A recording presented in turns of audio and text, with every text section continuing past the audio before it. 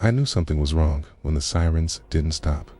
Asterisk, we'd all heard them before tests, warnings, tornado drills, but not like this. These sirens wailed through the night like a scream that wouldn't end. I remember glancing at my clock, 12:08 a.m., the red digits glaring like blood on my nightstand. At first, I thought it was just another storm. Then came the thud against my front door. Asterisk, it wasn't a knock. It was like someone had hurled their whole body at it. And then again, boom, asterisk, boom.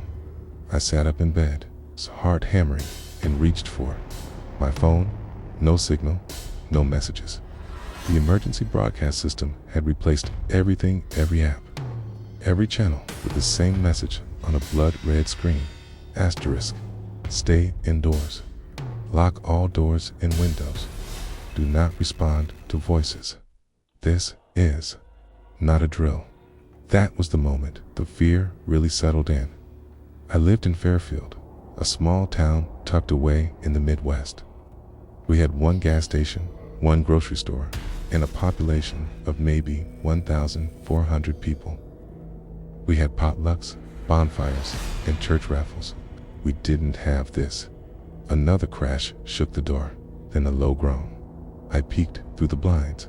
There, to the yellow porch light, was Mr. Langston, or what used to be him. He was shirtless, covered in dirt, and his mouth hung open, twitching unnaturally. His eyes were gone, just gray hollows now, and blood stained his chin like jam. He was banging his forehead against the wood, over and over, like he didn't even feel it. My breath caught in my throat.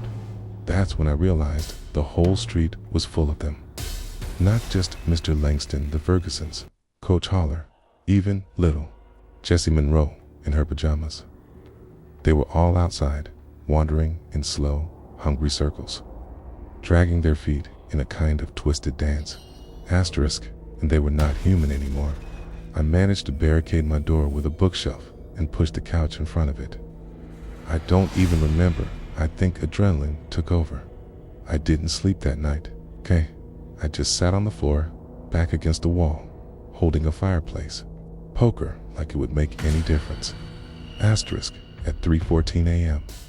My radio crackled to life. It was Sheriff Daniels, but he didn't sound like himself. If you can hear this, this is a quarantine event. The town's been compromised. Do not trust anyone. They look like us, but they're not. The bite. It changes you in seconds. There's no cure. The roads are blocked. They've sealed the town. We're on our own. And then a scream. Gunshots. Static. Asterisk. That was the last time I heard a human voice for nearly 4 days. By the second day, the world outside my windows was no longer familiar. Asterisk. The streets of Fairfield, once filled with kids on bikes and old men watering their lawns, were now home to shambling corpses. They didn't speak, didn't moan like in the movies.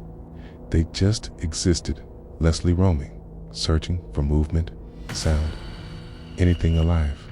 Asterisk. I rationed my food cans of beans, some stale cereal, water from the bathtub I had filled before the taps went dry. But I knew I couldn't stay holed up forever. The electricity was gone, and my phone was just a black mirror. The smell of decay was getting stronger.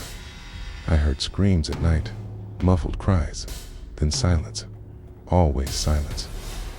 I saw my neighbor's dog barking in their yard. Asterisk. Then I saw them swarm.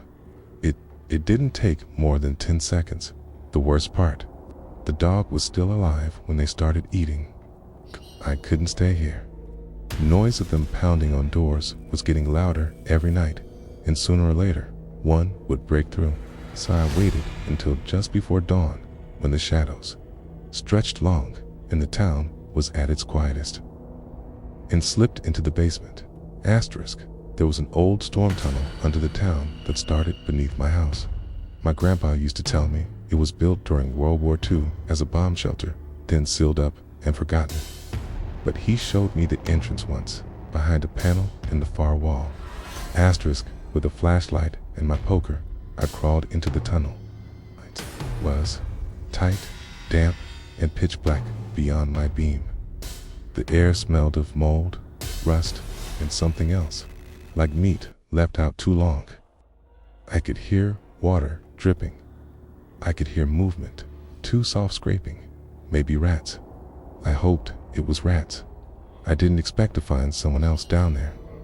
Her name was Mallory. Asterisk, she was maybe 20, smeared with soot and dried blood, holding a kitchen knife like her life depended on it. She nearly stabbed me when I turned the corner. Asterisk, we both screamed. Then we realized we were still human. Mallory had been hiding in her family's attic since the outbreak began. She said her parents were among the first infected. Asterisk, they changed overnight. She whispered. They didn't even recognize me. My dad tried to hug me, but he was bleeding. Skin was peeling off in sheets. He didn't care. He just smiled. Asterisk. She climbed out the attic window on the second day and jumped onto the roof. She saw the town square the National Guard had arrived, but they weren't there to rescue us. Asterisk. They had flamethrowers, she said. They were burning people. Even the ones who weren't bitten. Like they were cleaning up a mess. No one was supposed to survive. Then they left. Asterisk. No explanation. No evac. Just ash and bodies. Asterisk. That's when she found the tunnels. And that's when I realized something. We weren't just trapped. We were meant to die here. The tunnel led us beneath Main Street. We stopped to rest under what used to be St. Mary's Church. That's when we heard it bells. The old church bells were ringing loud and slow. Someone was up there. We had a choice. Stay hidden like rats or take a chance. Asterisk. We climbed the ladder and opened the trapdoor into the chapel. Asterisk. There were candles everywhere. The pews were filled not with zombies, but people, survivors, maybe 30 of them, huddled together, eyes wide and hollow. A man in priest robes, Father Crowley, stood at the altar, preaching salvation and judgment. Kadi, they're the punished, he cried. We are the chosen. We remain untouched because we have been forgiven. Asterisk. Mallory gripped my arm. He's insane. He was, but insane people can be safe. Sometimes we stayed until that night. At midnight, Father Crowley rang the bells again. Only this time, he wasn't calling a sermon. He was calling them zombies. Poured in from every side, through the broken windows, down the aisle, climbing over the pews. The chosen didn't run. They just stood there, heads bowed in prayer. Asterisk. They won't harm us. Father Crowley screamed. We are. He never finished. They tore him apart like bread in a Sunday meal. Asterisk. Mallory and I ran. We dove through the back vestry, broke a window, and sprinted into the dark alley behind the church. She cut her leg on the glass. I dragged her into an abandoned funeral home. We locked the doors. She was bleeding. I didn't know how much time we had. Asterisk. She cried, begged me not to leave her. She knew what was coming. Okay. I held her hand until her skin went cold and her eyes stopped blinking. Okay. She whispered, don't let me become one of them. Then she was gone. I sat in that funeral home, holding the poker, listening to the horde outside. I had one bullet left in a revolver I found in the church office. I thought about using it, but I didn't, because I started hearing something strange. Asterisk. Helicopters. I climbed to the roof. In the distance, beyond the forest, I saw lights, floodlights, a perimeter. Asterisk. There were people in hazmat suits, scanning, monitoring. Drones hovered above the treetops. They were still watching us, still studying us. Fairfield wasn't an accident. We were an experiment, a contained outbreak. And now I was one of the last left. Asterisk.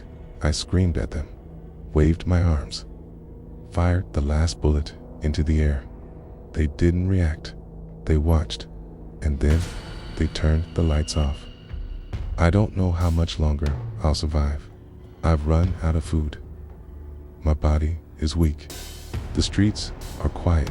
No, not because the monsters are gone, but because they're waiting.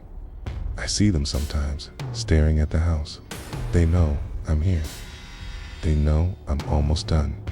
Asterisk, and sometimes I think I hear Mallory calling me from inside the walls, from behind the mirror, from under the floor. I know it's not real. Asterisk, but I want to believe she's still out there. If you're reading this, if somehow someone finds this journal, know that Fairfield was never meant to survive. Asterisk. The outbreak wasn't an accident. It was a test, and we failed.